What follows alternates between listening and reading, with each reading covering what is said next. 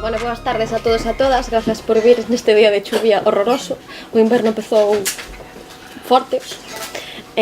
Hoxe teño aquí o meu carón a Sabela González, que é escritora, traductora e intérprete, e hoxe fíxenos o favor de acompañarnos na presentación do Bestiario Científico de Anxos Nogueros aquí en Cartabón, que teño que dar as gracias a Maribel e a Gonzalo por acubillarnos sempre, darnos este espazo. E teño o meu carón tamén a Antonio Manuel Fraga, que é o autor gañador do primeiro premio María Victoria Moreno de Literatura Xuvenil, premio convocado polo Concello de Pontevedra, Urco Editora. E gustaría, antes de que Sabela e Antonio empecen a falar un pouquiño do libro, gustaríame comentar como xurdiu este premio, porque, bueno, para Urco ten así como, bueno, é algo sentimental máis que outra cousa. Despois de que nos sacáramos o volume das Mulleres Bravas dedicado a María Victoria Moreno, que eso foi no 2016, a final do 2016, no 2017 falamos coa familia para ver que obras podíamos reeditar de María Victoria Moreno. E a David, o meu compañeiro, xurdiulle a idea de que podíamos sacar un premio que levase o nome de María Victoria Moreno, un premio de literatura xuvenil, porque pensábamos que, bueno, non estaba moi... non sei se dicir recoñecido, que a esqueceran un pouco todo o que ela fixo, sobre todo pola literatura infanto-xuvenil. O día antes de que... foi un venres, o día que estábamos co seu marido falando das bases do premio, xa xurdía a idea, bueno, estaba por aí que a mellor podería ser a homenaxeada no Día das Letras Galegas. E o sábado seguinte foi o día que se fixo o público, entón por unha vez Urco adiantouse o resto da humanidade e pensáramos ben. Pero, bueno, ao sair, xa, cando dixeron que ela iba a ser a homenaxeada, pois o Concello de Pontevedra puxose en contacto coa familia para sacar un premio co seu nome, e como nós estábamos aí, a familia que nos quere moito, pois dixeron falade cos de Urco, que eles xa estaban traballando nisto. Entón, bueno, para nós este premio é especial por moitas cousas, porque somos moi seareiros da Lix Galega, porque temos aí unha relación moi especial coa familia de María Victoria Moreno, que de feito nós reeditamos as súas obras, incluso sacamos algún texto inédito, cando despois as editoras grandes foron a falar con eles para que lle cederan os dereitos e dixeron, no, os de Urco estaban antes. Entón, bueno, para nós é un premio especial por esas razóns. E temos que dicir que a primeira edición, para ser unha primeira edición, houve moitísimos orixinais que chegaron con a calidade moi boa, e, bueno, estamos contentísimos con que gañase este libro, porque está mal que o diga, pero é un librazo e quedounos precioso, as cousas como son. Entón, bueno, quero darlle as gracias antes de nada tamén a toda a xente que participou neste libro, que, bueno, David Cortizo foi o maquetador, Víctor Rivas o ilustrador, que fixo unhas ilustracións preciosas, a capa é maravillosa, que vou dicir eu, e a Raquel Vila, que foi a correctora de texto, que sempre traballa con Urco, e que, bueno, para nós... que é de Nogueirosa. Que é de Nogueirosa, de verdad. E, bueno, para nós é un placer estar hoxe aquí e presentar este libro que agardamos que teña moitísimo percorrido, porque de verdade que é un libro que merece moito a pena. E entón agora xa, que soltei aquí o speech, xa podedes falar vos. Xa pasas o morto. Pois parabéns tanto a Antonio polo premio, polo libro, e a vos porque este libro esteira nas vosas mans, porque a verdad que sí que é un librazo. A mí me lo ve moitísimo. E ainda lín outro día buscando para soltar un speech un pouco coherente, que igual non é, pero bueno, vou non intentar.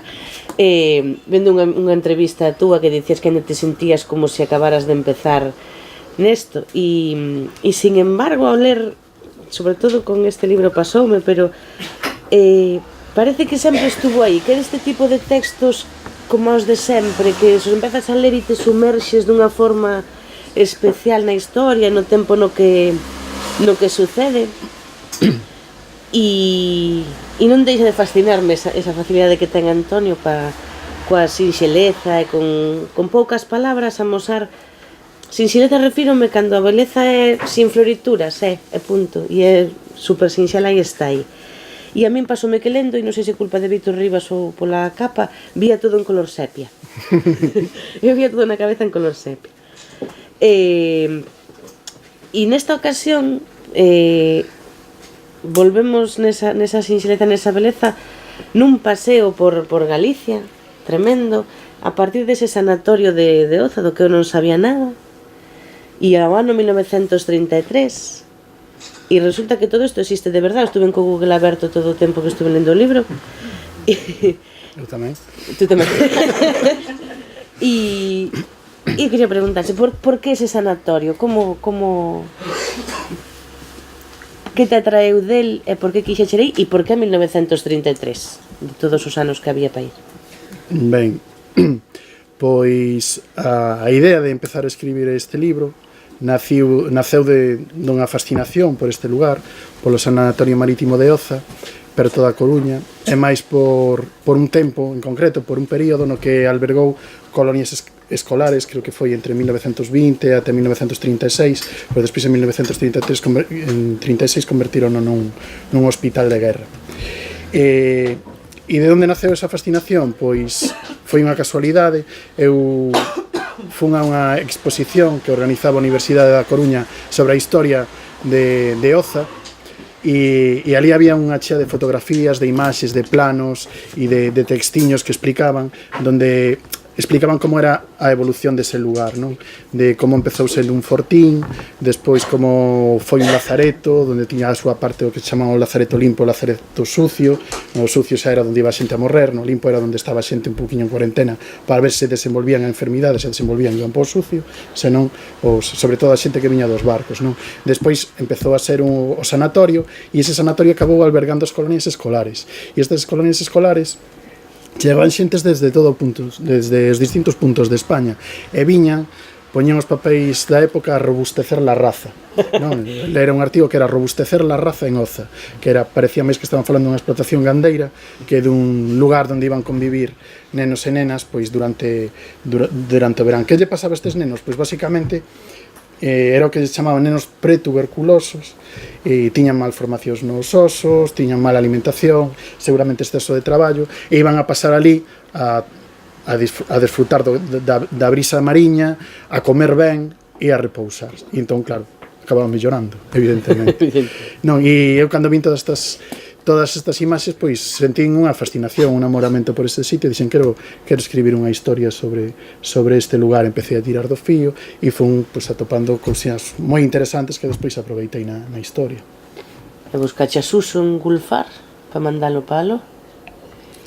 E Suso que está ten fame, pobre. Sí. E como vivía moita xente daquela, cunha familia numerosa, con dificultades e demais, e consiguen mandalo a ese sanatorio onde conoce a Tila. E sin destripar moito, falalle descubren ese bestiario de anxos. E de onde salen todos eses seres, esas bestas que... Eu iba a dicir da criptozooloxía, pero dixérasme que é un concepto posterior. Isto parece moi curioso. Sí, pero eso súbeno despois tamén, non? Polo Google. Non, eu cando que che decía, tiva esta fascinación con este lugar, pero quería que esta historia precisaba darlle, para non que se vise completamente en sepia, como ti decías, darlle pois certo toque de cor, non?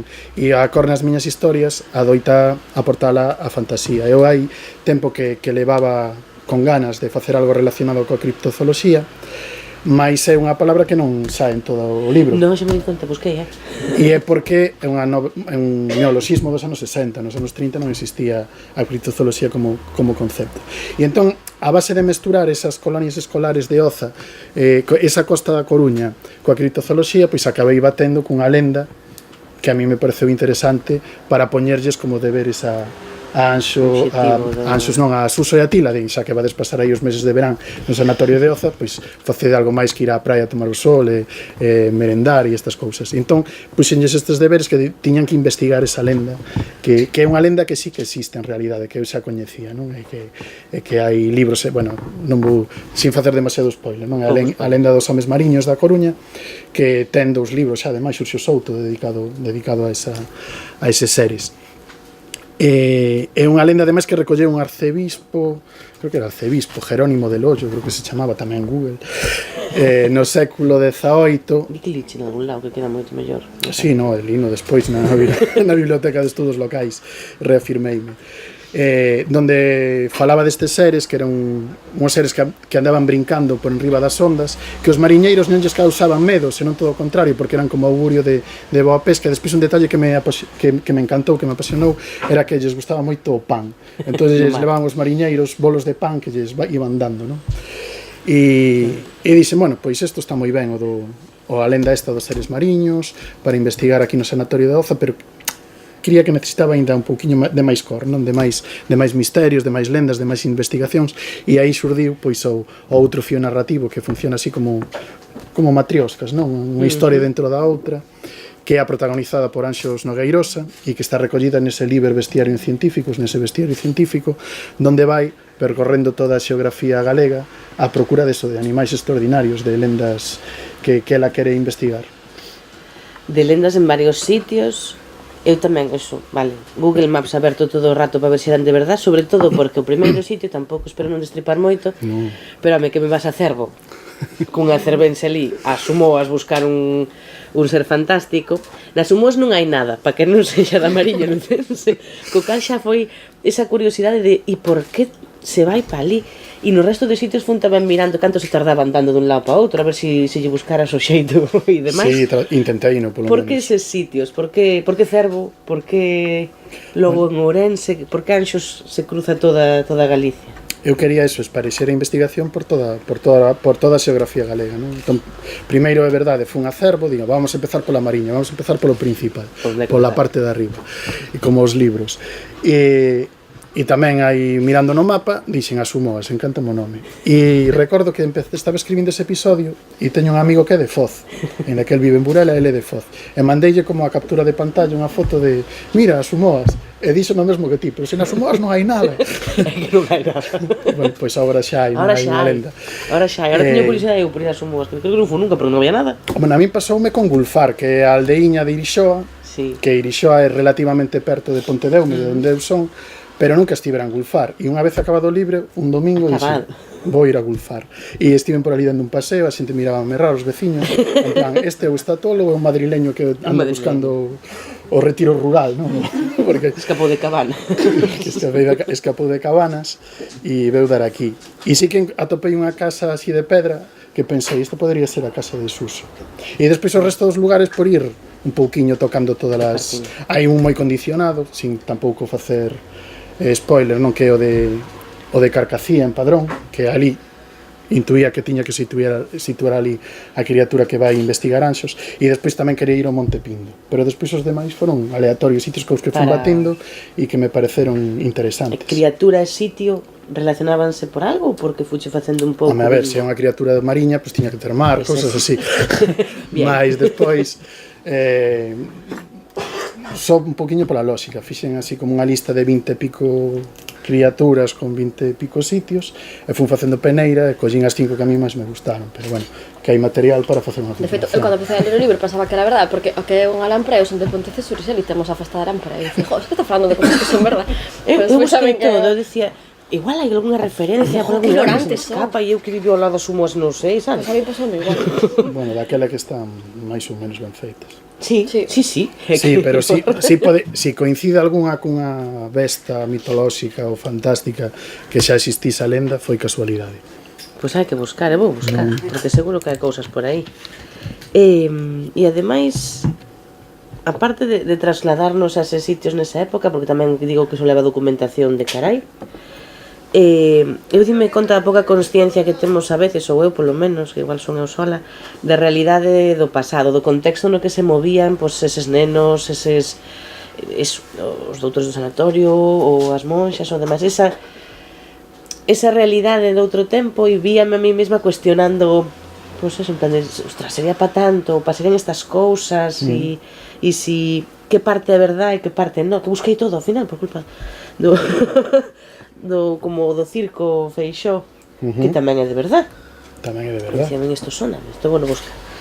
Non sei se pasou a ti ao investigar o a época na que aconteceron as cousas, si isto sería factible, si realmente había esa realidade, esas mulleres, Anxos, a miña mãe non me deixaba ir así co primo de non sei quen a buscar as criaturas fantásticas a Sumoas ou ou a Ourense ou a tal. Bueno, ela tivo Entonces, tamén un pouquiño que recurrir ao engano, moitas veces mesmo lles minto os pais, non directamente di voume quedar a estudiar que vou ter examen, e despois fai así estas excursións que facía ela para investigar estas lendas.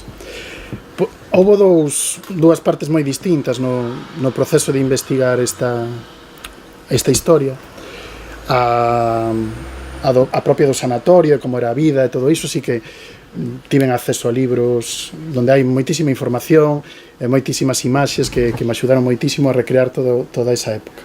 Despois, a parte dos 3 primeiros capítulos, que é a da aldea, pois eso xa botei man do arquivo familiar, non? Eu sí que é verdade que eu son un neno que medrei na aldea até os 16 anos, pero unha aldea dos anos 80, que estábamos atrasados, pero non tanto. Quero dicir, atrasados estábamos que non estaban nin asfaltados, tiñamos que ir ao colexio, para non manchar os zapatos poñamos bolsas do supermercado nos pés, pero bueno. Pero xa había luz eléctrica, teléfono, estas cousas. Entón botei man do meu avó, que falábamos onte, sí. que meu avó foi un neno nos anos 40, que seguramente foi distinto dos anos 30, non? Ele tocoulle toda a posguerra, e foi unha posguerra moi dura. E el foi o que me axudou a documentar esta parte. Foi un proceso bonito, porque ademais foi a última conversa que puiden ter con el. El morreu aí uns meses, e el non lle gustaba moito falar da súa infancia, entón había que ir tirándolle do fío pouco a pouco. Meu irmán botou unha man como se tivésemos unha conversa, e el nos explicou pois, desde a que xogaban, como dormían, porque claro, non tiñan nin idea. Eles tiñan 2 camas e aí dormían todos os irmáns, máis apretados, menos apretados, como collesen, non había outra. E sí que fun tirando do fío, e foi unha parte bonita.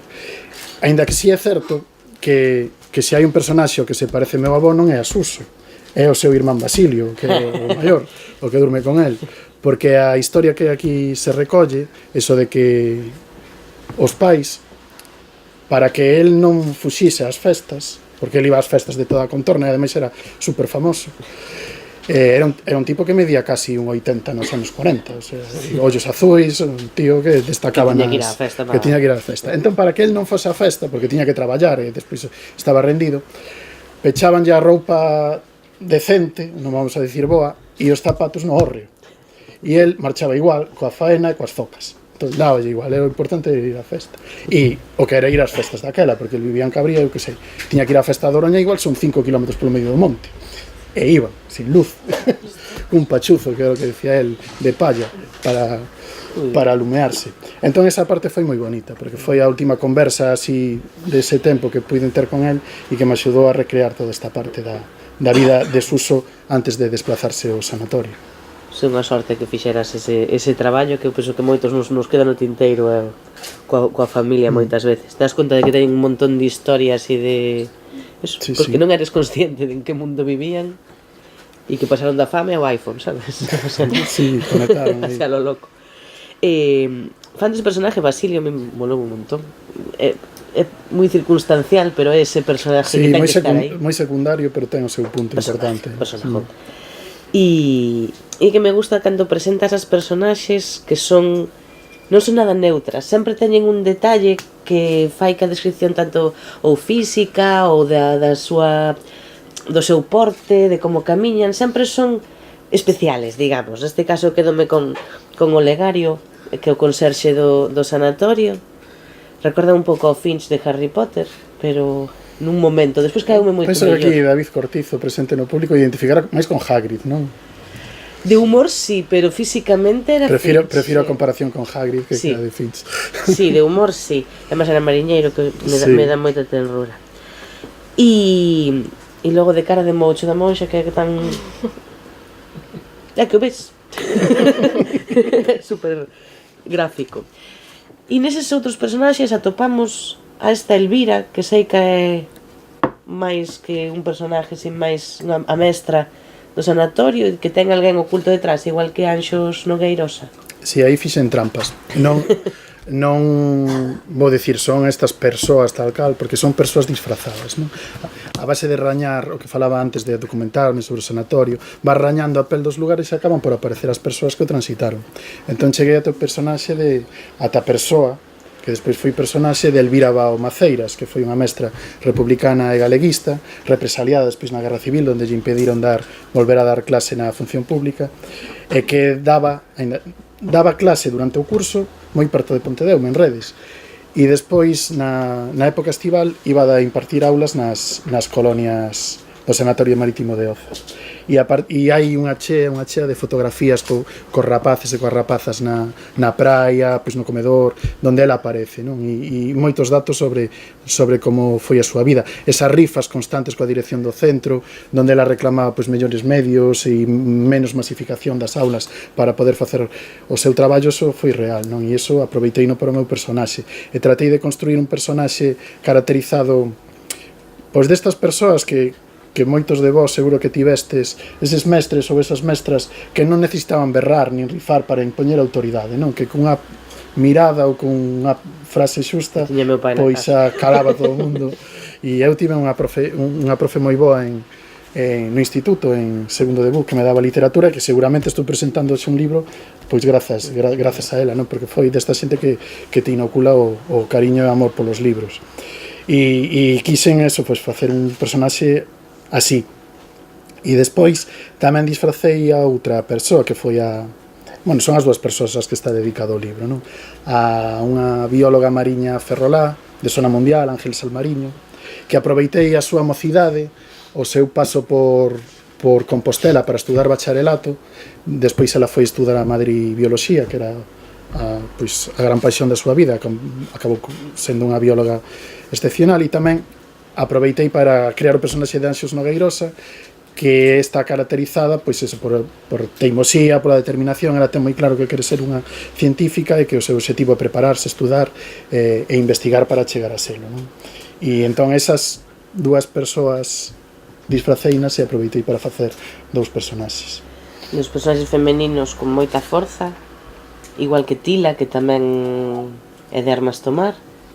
Hai unha reivindicación, entendo, obligada, de unha mensaxe sobre as capacidades desas mulleres, a súa teima e como loitaron tamén por buscar ese oco. Hai dúas razóns. Unha é a homenaxe que ti dis, e ademais a min gustame facer un pouquiño personaxes, tanto nas mulleres como nos homes, que se afastan un pouquiño da norma, non? Eu recordo cando eu era rapaz e lía, lía banda deseñada, ou vía filmes, tiña un montón de referentes os que querer parecerme, non? Mais eran sempre o home valente, o home guapo, o home forte, non? Sempre eran como moi patrón. E as mulleres xa directamente non tiñades ningún. Eu estaba pensando nos cómics, na banda deseñada que eu lía daquela. Tiñan Tintín, aparecía Castafiore, que era personaxe pura caricatura. En Asterix, pois eran as mulleres que quedaban na casa mentre os homens iban a pegarse os romanos. En Tintín xa directamente non sei se aparecía algunha muller no salón, pero directamente non había mulleres, non? E eran eses tres os que máis lía. Entón sí que me gusta crear personaxes eso, que se afasten da norma, non? Gustame os outsiders, por decirlo así de alguma maneira. E moitas veces non a fago conscientemente, sino que pareceme que as historias que eu quero escribir que me piden ese tipo de personaxe. E despois tamén hai unha razón, un chisco egoísta, explícome. Por exemplo, o personaxe de Anxos, cando leades o libro, porque hai que lelo, veredes que ela pasa tanto tempo loitando contra os obstáculos, as dificultades que vai atopando por ser muller, case tanto tempo como facendo a propia investigación, non? E iso permitíame pois un personaxe moito máis matizado, como moito máis rico, non? Que se puxese un home, que me daba moito máis xogo. Entón tamén hai ese chisco de egoísmo a hora de facer a escolla. Ainda así, bueno, tiña os seus momentos, tiña medios. Ten medios. Hai algún personaje máis que teñas aí un cariño especial? Home, a Suso tamén, claro. Si non me va, claro. Os dous nenos, a Suso e a Tila. Eu pouco máis teño do que falamos ontes e demais, non sei, sin soltar moito spoiler, porque a verdade é que son dúas historias, como ben decías, está o bestiario científico coas criaturas e como eles van descubrindo este bestiario gracias a ese paso polo sanatorio, pero a mí pareceme que tampouco pode dicir moito máis sen desvelar as aventuras que teñen ali, vale, que sempre vai haber problemas e isto lo sabemos, novela juvenil, vivimos desto. Non sei se hai un aspecto dos que falamos que che gustaría No, a min, cando falamos onte, fíxome gracia o de que detectases o nome do barco de Olegario, porque Olegario antes de ser conserxe do sanatorio foi mariño Porque mercante. todo en Google, xa xo dixo. Vale, pensei que eso eras ti. E o barco Sonaba. o barco, claro, buscáchelo porque che sonaba. Porque dixen estos o Carabutjan. O Carabutjan, que é un barco armenio onde foi capitán o Capitán Haddock en Tintín. Entón sí que me gusta ir metendo así como Eses non vamos a detalliños. decir que é unha homenaxe a Tintín, pero sí metendo chiscadelas. Sí, pero ao final é que ao final vou no lende, como sei que fas eso, penso que están todos lados. Estás con Google. Estou con Estás Google paranoica. Estou paranoica completamente. No, e esta referencia, isto é o Olegario e Finch. Ah, no, que é simpático. Isto Sí, vou collendo cousas que a mí me apetece contar e que penso que son aproveitables. Eso gusta. O que falamos de Tila, simplemente aparece nomeado de Sesgaña. Sí. Sesgaña é a vila de Xildas, donde pasa Xildas, non? O primeiro libro que escribín. Que ven sendo Pontedeume. E que ven sendo Pontedeume, claro. E de feito, primeiro ainda facía un mapa da vila para... Ahora xa directamente poño un mapa de Pontedeume e cambio así algún nome, non? Que me gusta menos, eu que sei. Mais... Pero Gulfar sí que existe, Gulfar Parragueiro e Xoa, todo isto existe. Os lugares existen Os lugares todos. existen todos, salvo Larouco non o coñecía e tamén foi a base de mirar o mapa, quería leválo para a zona de Tribes porque si coñezo ali xente e ao final que vi en Larouco dixen, isto gustame aquí este recantiño por ali. fun a balsa esa do río que aparece referida onde aparece a criatura, esa balsa existe e a desembocadura do río San Lázaro no río Vivei, ali perto de Larouco. Vale, para facer ruta de vacacións tamén. Vale, sí, por suposto. De lugares que teñen moi boa pinta, sinceramente. Sale Bouzas, pero Bouzas dos anos 30 tamén. É dicir, madre mía, tan cerca e que pouco sei. E o negocio de Bouzas onde dormen os rapaces é un negocio que existiu realmente. Era só por despois das cosas hai que lelo. E buscar todos eses detalles. É que realmente iso é unha historia tan bonita e que encima te leva por eses sitios. Eu son moi fante, entonces non valgo para xorar. E sinto brevidade, pero pouco máis teño que engadir. Podrías, bueno, non sei se queres facer algunha pregunta, pero se non, Fauche, eu quería que me falases un pouco da relación de Tila e Suso, así, sin contar moito, pero Vale. algo aí... Da relación de Tila e Suso. Sí. Do amor platónico de Tila e Suso. Sí. Ben, eu cando empecé a escribir esta historia tiña pensado que fose unha historia infantil. Sempre son un desastre con este tipo de cousas. A historia empezou a medrar e os personaxes medraronme tamén. E entón, pois, pensei eso, se podería desenvolver, tiña a dúbida de se podería desenvolver unha historia de amor convincente entre dous rapaces tan novos. Tiña a dúbida na miña ignorancia, quero dicir. E entón xa acabara de escribir o texto, xa tiña este final e todo, falei con unha amiga e consultei esta dúbida e dixo que ás veces os adultos e as adultas esquecemos que os nenos e as nenas tamén poden querer, que tamén se poden namorar, non? Entón xa foi cando quedei tranquilo e dixen, pois adiante, non? E entón sí que é un proceso de enamoramento que acontece ao longo de todo o libro, donde Suso vai sentindo cousas que non experimentara nunca e tamén é esa descuberta do primeiro amor, non? Que tamén me apetecía tocar. E se ve máis da parte de Suso, ademais, é como tan... Vale, que narra Porque Tila é moito máis espabilada. É espabilada, pero tamén lle chisca o ollo, non ten dúda. E vai continuar, eu vexo con tintes de continuar. Tendo tanto bicho como ten aquí. Hai presión. Historia, igual é máis sanatorios que hai fondo, hai fondo. Hai un outro sanatorio en Cesuras, pero creo que non se chegou a inaugurar. De tuberculoso, sí. En San Simón. Pero non ten por que ser un sanatorio, non? Non, pero, a ver, eu creo que debería seguir. Non tardes 4 anos en escribilo, pero sí que... Non sei.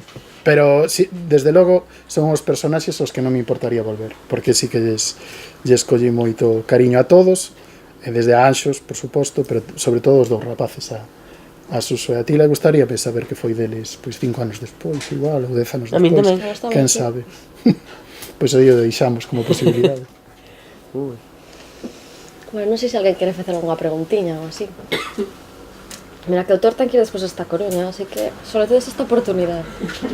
Bueno, dicir tamén que, como tamén aparece referido, como me documentei moito de como era a vida do sanatorio, fun o máis riguroso posible, tiña o horario do sanatorio pegado nunha parede, o que facían, erguense a tal hora, van a almorzar, despois baixan á praia, despois van á escola, todo se tiña ali. E sabía que a hora da merenda, todos os días merendaban un boliño de pan de Viena con chocolate, e trouxen aquí de merenda, hai unha cesta con pan de Viena con chocolate Editor, repártese. para que nos metamos todos no... Se queda verdad. Nos del cura, ¿eh? E No, dalles primeiro, por si. eu non inventei nada, estaba todo inventado. Incluso os menús de, pois, este día comían sopa e eso, poide no... E onde topache todos? Dali no da historia? En artigos que atopei na Biblioteca de Estudos Locais da Coruña. Que fuerte.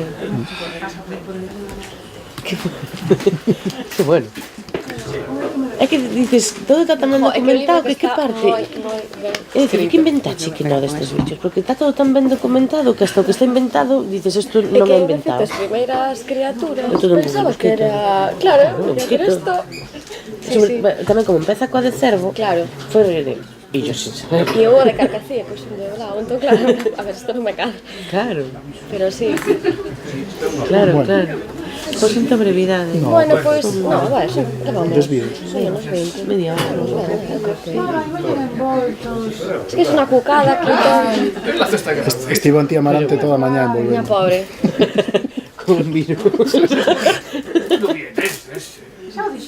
Sí, claro. Aí ven Guai, o punto entonces, soy para mí. medio. Bien. Outro día quedou sin É que eles, outro día que Andrea. dime sin eles. E hai un drama. Mira pa eles. Jo, outro día tiñamos. Outro día había para Tiñamos, celíacos, sí. Esta es bueno, las propiedades es un recurso muy fácil, diferente a... O meu dice colates. Pois que aproveite. Bueno, Santa sanísima. Queredes nos preguntar algo? A mí non, Como caché, non me? Teñen a boca che. Nada, xa non... Bueno, pues gracias por vir, non nos despedimos aquí, porque si non esto, gracias por vir.